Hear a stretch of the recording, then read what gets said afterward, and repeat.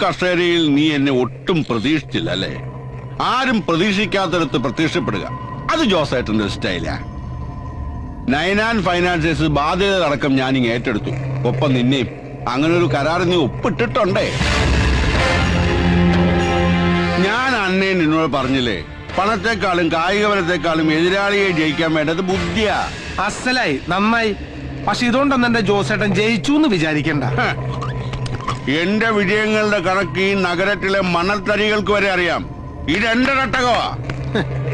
അടങ്ങി ഒതുങ്ങേണ്ട സമയത്ത് ആവേശം കാട്ടിയ അങ്ങ് പരലോകത്ത് ചെല്ലുമ്പോ ഉണ്ടാക്കിയ തന്ത പാഞ്ചിക്ക് പോലും തിരിച്ചറിയാൻ പറ്റാത്ത പോലെയാവും.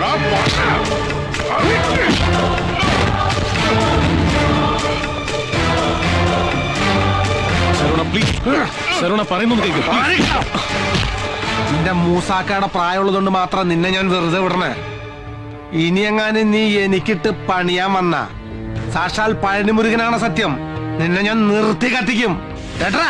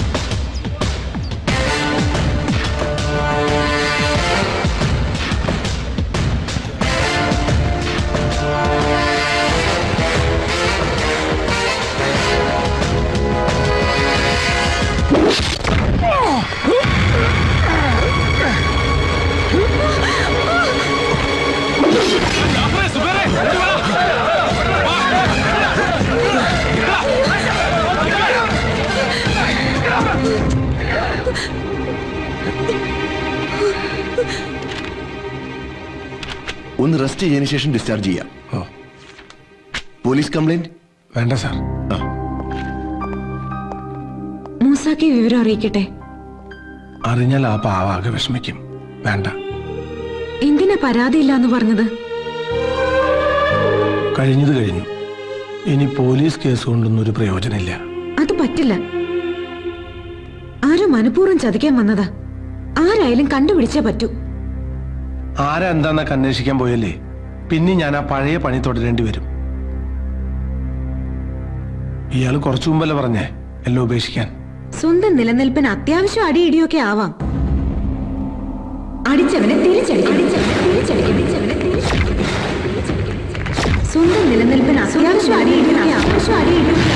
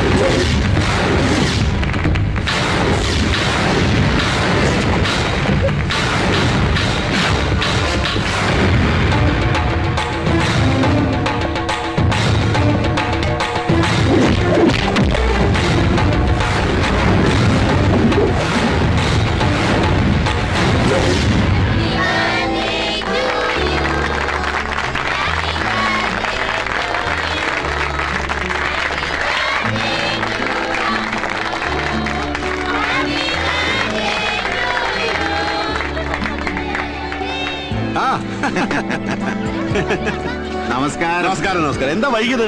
നമ്മുടെ ജില്ലാ സെക്രട്ടറിയും കൂടെ വരുമെന്ന് പറഞ്ഞ് വെയിറ്റ് ചെയ്യുമ്പോൾ അങ്ങനെ ഫോൺ ചെയ്ത് പറയുന്നു ഒരു അർജന്റ് മീറ്റിംഗ് ഉണ്ടെന്ന്. അപ്പൊ വരില്ലേ? വരും കുറച്ച് ലേറ്റ് ആവുമെന്ന് പറയാം.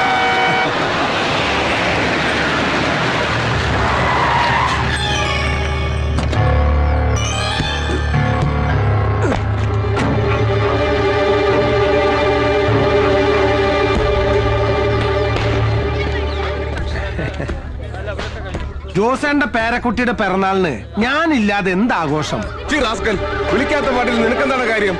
മാന്യന്മാർ ഒത്തുപിടിക്കുന്നിടത്ത് ഒരു സീൻ ഉണ്ടാക്കാനാണ് ഭാവെങ്കിൽ വന്ന കോർത്തിലായിരിക്കില്ല തിരിച്ചു പോകുന്നത്. കോളേജ് പിള്ളേരുടെ കൂടെ സ്റ്റാർ ഹോട്ടലിൽ പോയി അന്തിക്ക് 2 ലാർജ് അടിച്ച് മഴ നൃത്തം ആഘോഷിക്കുന്ന നിന്റെ ഈ ഭാര്യയുടെ സ്റ്റാറ്റസിൽ അഭിമാനം കൊള്ളുന്ന നീയാണോ മാന്യൻ? ജോസേന്റെ കുഞ്ഞുമോള പിറന്നാൾ കൊഴിപ്പിക്കാൻ ഞാനൊരു കിൻഡില് സമ്മാനം കൊണ്ടുവന്നിട്ടുണ്ട്.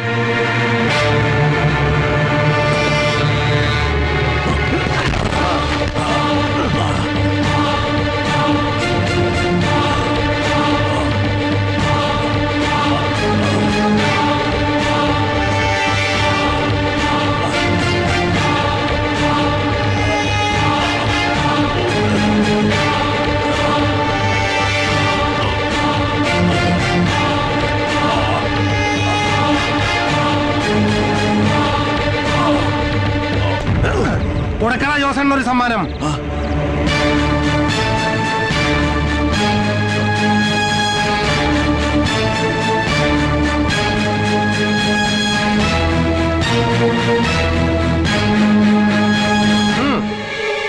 No no.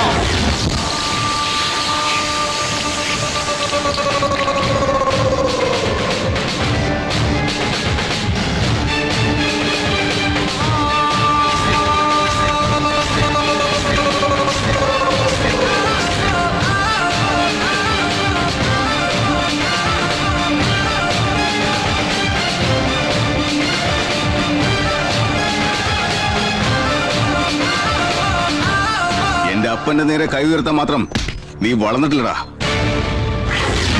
ഞാൻ ഐസക് ജോൺ, ജോസേട്ടന്റെ മോനാ. ഉശിരുള്ള ആമ്പിള്ളേരുള്ളപ്പോ കളി നേർക്ക് നേരെ, അതാണ് ആണത്വം.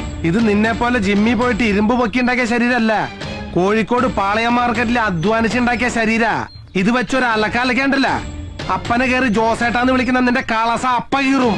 നാട്ടുമ്പുറത്ത് ഊച്ചാലയോട് സംസാരിക്കുന്ന ഭാഷ നീ എന്നോട് സംസാരിച്ചാലുണ്ടല്ലോ, അറിയില്ല നിനക്കെന്നെ. അറിയടാ, നന്നായിട്ടറിയാം. നിന്റെ അപ്പം പഠിക്കാത്ത ബിസിനസ് മാനേജ്മെന്റ് പഠിക്കാൻ ഡൽഹി പോയ നീ ഇന്ന് ലാൻഡ് ചെയ്തപ്പോഴേ ഞാൻ തീരുമാനിച്ചു എന്റെ അടുത്ത ഇര നീയാണെന്ന്. മോനെ ഐസ്പ്രൂട്ടെ, ഞങ്ങളെ പോലുള്ളവരെ മാനേജ് ചെയ്യാൻ നിപ്പ പിടിച്ച മാനേജ്മെന്റ് മാത്രം പോരാ. മേലാൽ ഇത്തരത്തിലുള്ള പോക്കിരുത്തരന്ന് നിന്നാ സ്മാർട്ട് ആകാം, പക്ഷെ ഓവർ സ്മാർട്ട് ആവരുത്. എന്നെ അപ്പനെ അപമാനിച്ച് നീ രക്ഷപ്പെട്ടു എന്ന് കരുതണ്ട. നിന്റെ അന്ത്യം വരെ നിഴല് പോലെ ഞാനുണ്ടാവും. സൂക്ഷിച്ചോ.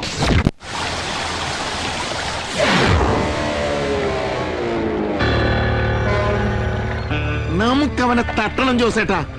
രാഷ്ട്രീയപരമായി എന്ത് സഹായം വേണമെങ്കിലും ഞാൻ ചെയ്തു തരും.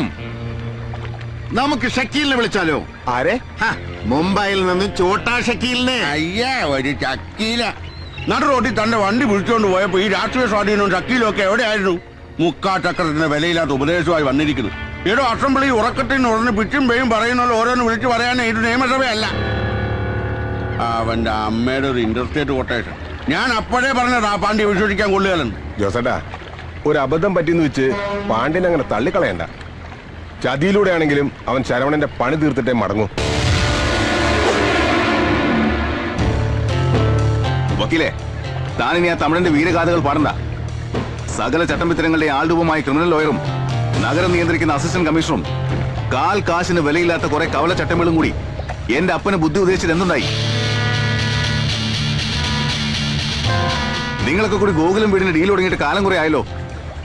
ഒരു കിഴവനെയും കിഴവിയെയും ഫ്ലഷ് മാർക്കറ്റിൽ ആയിരങ്ങൾ വില വരുന്ന രണ്ട് അവിഹിത പെൺസന്താനങ്ങളെയും അവരെ പ്രൊട്ടക്ട് ചെയ്യുന്ന ഒരു ചെറ്റയും പിടിച്ച് തെരുവ് തള്ളാൻ ഒരു ചെറുവെള്ളങ്ങൾ അനക്കാൻ പറ്റുമോ നിങ്ങൾക്ക്? എന്നിട്ടൊരു ഉളുപ്പില്ലാതെ ഒന്ന് പൊലമ്പുന്നു. നാണം കെട്ടവന്മാര്. ഐസക്ക് വിചാരിക്കുന്ന പോലെ കാര്യം അത്ര എളുപ്പമല്ല. ശരവണ്ണ എനിക്ക് നേരത്തെ അറിയാം. പണിതവനിട്ട് തിരിച്ചു പണിതേ അവൻ ഉറങ്ങും. കൊച്ചി ഭരിക്കുന്ന അസിസ്റ്റന്റ് കമ്മീഷണർക്കും ഒരു ഏഴാം കൂലിയെ പേടി. നിങ്ങളൊരു കാര്യം മനസ്സിലാക്കണം. മിനിസ്റ്ററുടെ PA തൊട്ട് ലോക്കൽ സെക്രട്ടറിമാർക്ക് ഒരു ലക്ഷങ്ങൾ മറിച്ച തന്നെ പ്രമോഷനോട് കൂടി കൊച്ചിയിലേക്ക് കൊണ്ടുവന്നത് ഞങ്ങൾക്കൊപ്പം നിൽക്കാൻ. എന്റെ ഫ്രണ്ട്സിനിടയിൽ വെച്ചാ അവൻ അപ്പനെ അപമാനിച്ചത്. അതെന്നെ കൊല്ലുന്നതിന് തുല്യവാ. ഒരു വഴിയുണ്ട്. സ്വന്തം അച്ഛന്റെ പേരിലുള്ള സ്വത്ത് വിൽക്കാൻ ചെന്ന രവിശങ്കറെ ശരവണനെ കൊണ്ട് കൊല്ലിക്കാൻ ശ്രമിച്ചു എന്നതിന് ഗുണ്ട ആക്ട് പ്രകാരം ഒരു കേസ്. പിന്നെ കുറെ കാലത്തേക്ക് അവൻ പുറലോകം കാണില്ല. മല്ലികയകത്താക്കാം.